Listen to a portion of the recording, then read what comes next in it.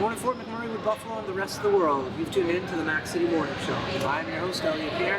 We're going to start today's episode off the same way we start every episode off, with a moment of gratitude. I know you can be doing a million other things with your time, and the fact that you spend it with us truly does mean the world. So thank you. On that note, Tanner, hit it with the intro.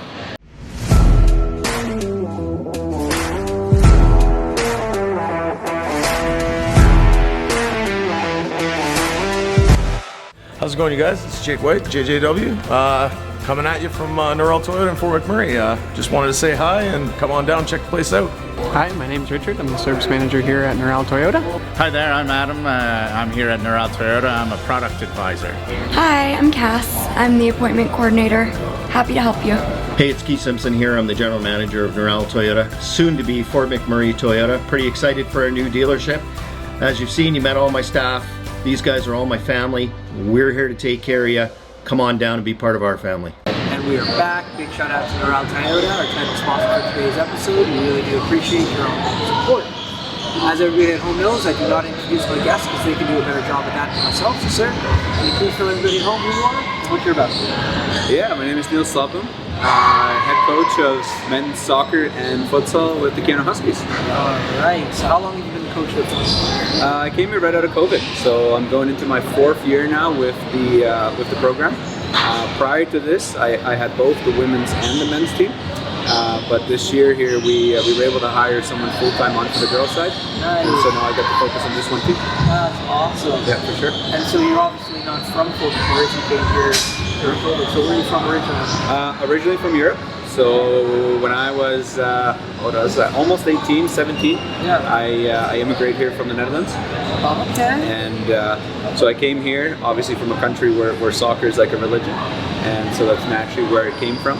Played my whole life, and then my family is in Lethbridge, which I spent most of my time in, but the 6 years, almost 7 years prior to coming to Fort Mac, I was in Calgary.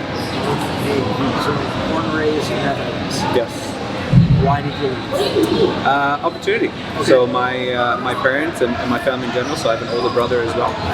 It's opportunity. You know, Europe is great, but it's limited opportunity because of dense population, and you have a lot of competition and jobs there. So as a family, we decided that an adventure could be suitable for us, and it's been the adventure, and it's worked out great so far. Nice. How old were you when you guys started this adventure? Only, to be honest with you, the opportunity came up. And a year later, we were here. So, like, your age at the time? So 16 at the time that we started it, and 17 by the time we moved. So it was a very quick turnaround. And what was that like for completely different, like, culture? I don't even know what your culture is like. Yeah. So. Oh yeah. No. I mean, extremely different, but in many ways very positive.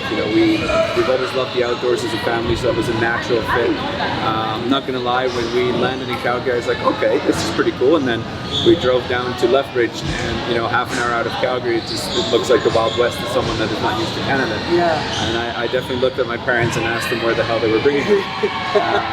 But it was great, and this is why I love sport, and this is why I always want to work in sport, because it's a sport that allowed me to connect the two. So if you immigrate, when you make a big move, whether it's just a move within a city or the country, or immigrating like I did, it's hard to find your new niche, your new kind of environment, your new culture. And the sport and soccer especially, because it's super multicultural. Sport in general is that bond that you then immediately have. And so pretty quickly after moving here, I got onto a traveling team, played at a pretty good level here, and instantly had a group of friends that kind of set me up for the life you can. Right, nice. So big up to sports. Yes, 100%. Everything is for sport. So let's talk about the Netherlands for a second here. Now, they're a dominant team globally. Yeah. It's a country that just produces soccer. Yeah, for sure. Now, from my point of view, a little bit boring to watch. Sometimes. In regards to they're so good and just so they're almost like robots. You're like, how are these guys so robotic?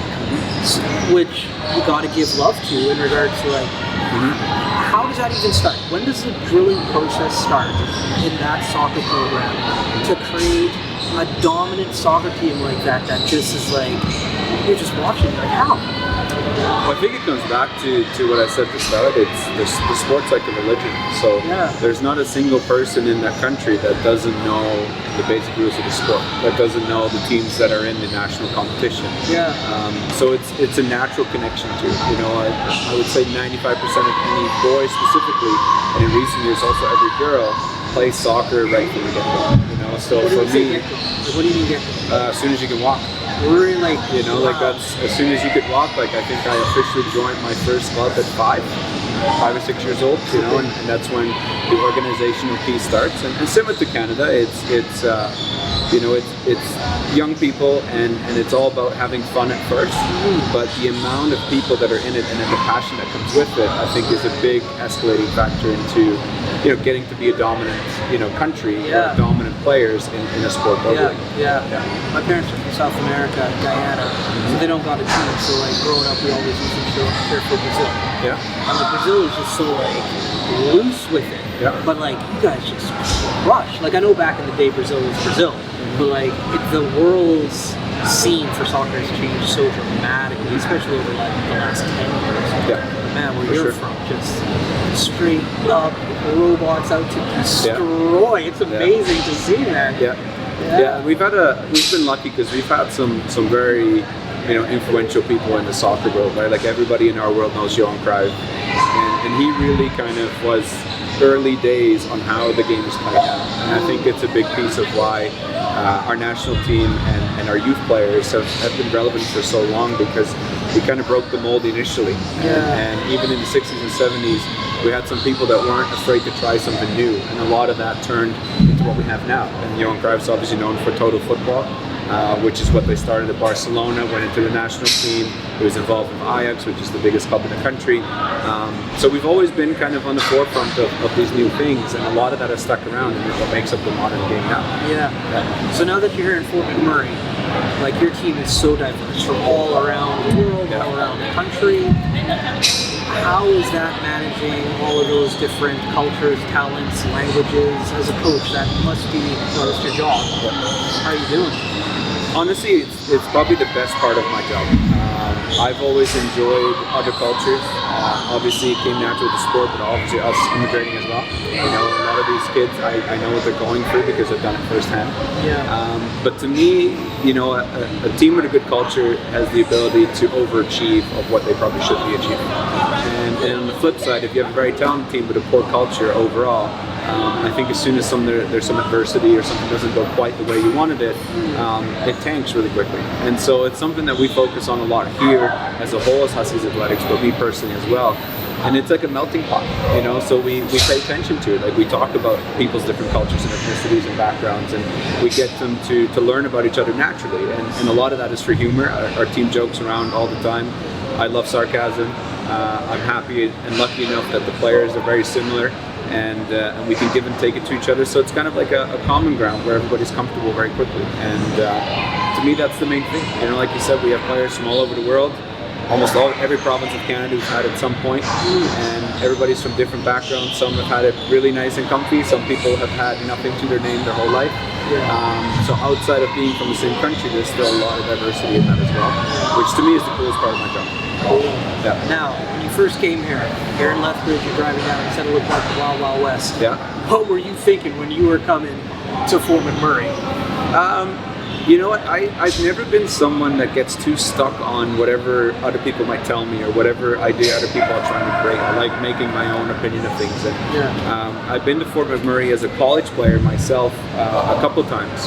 And so I had a little bit of interaction with it. Like I've been in this building, so I understood what type of facilities were here.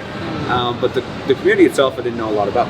And so when the opportunity came up, I did some research on the people that I knew and trusted their opinion. And everybody had the same thing where it has its struggles like any other community, but there's a community, which is a lot more than could be said for a lot of other places, right? You know, in Calgary there's pockets, but I wouldn't say that the city as a whole has a community because of its size, right? So I think the really cool part, you know, I like being in the outdoors, and that's really what this area is, right? So the fact that I live in Uptown and I can walk 2 minutes from my house and be on the Birchwood Trails with my dog is amazing to me, right? And that's something I could do in Calgary. Calgary had to drive an hour towards the mountains, which is beautiful, but it was an hour, right? So, you know, I think it's great, and I never got too stuck on like it's an oil and gas town, you know, all these preconceived ideas that people have and opinions that they have, because I like making my own. Yeah. So it's been going good for you so far. Yeah, I enjoy it. I mean, the community's been great, very, very open, very, you know, really good at what we're trying to do with the programs. Everybody's responding to what we're doing as Huskies Athletics. Every day we have different people trying to become involved in some different way, whether that's volunteering at our events or simply just being a fan in the stands. Yeah. You know, we have kids that run up to our student athletes at all sports asking for their signatures, and you know, it's they're superstars here, right? And so it's amazing seeing that, because they're so uncomfortable with it, which is fun for me to see. Yeah. But it's so genuine from the community that it's just an amazing picture to see. You know, we had a charity game last weekend, and we're doing our official warm-up as our group, and there's 8 kids that just run right into the warm-up while we're doing it. And you know, they need to have it now. So they had a poster, they wanted everybody's signature on it, and then they left, right? So, but it's so genuine that the kids are like, oh, but we're doing this, but they understand the bigger picture. So it's been amazing. That's so cool, man. Yeah. Well, listen, unfortunately, Tanner tapped his watch. That means we're out of time. For sure. But before I cut you loose, everybody gets a shameless shout out or plug. So you have the mic, the camera, the lights. Have fun. Perfect. Well, the biggest one for me is we had an amazing season last year. We won the ACC championship in soccer, as well as in futsal, but the soccer one was major because it gets us to the national stage. We ended up 4th there, but the cool part is on September 14th we have our home opener, and we will do a banner and trophy presentation there with some of the players that were there from last year, as well as their sponsors and other people involved. So it'll be amazing for everybody to come up. Very cool, very cool. Well, Fort McMurray with Buffalo, the rest of the world, that's been another episode of the Mac City Morning Show. From the bottom of my heart, thank you very much for tuning in. Big shout out to our title sponsor, Norel Toyota, as well as Carrie from Kutsuni Rose, and the beautiful people at Coldwell Bank. Hope everybody's having a great day, and I'll see you tomorrow. Peace. I just dies at this. That's another Mac City Morning Show done. It's so ballistic!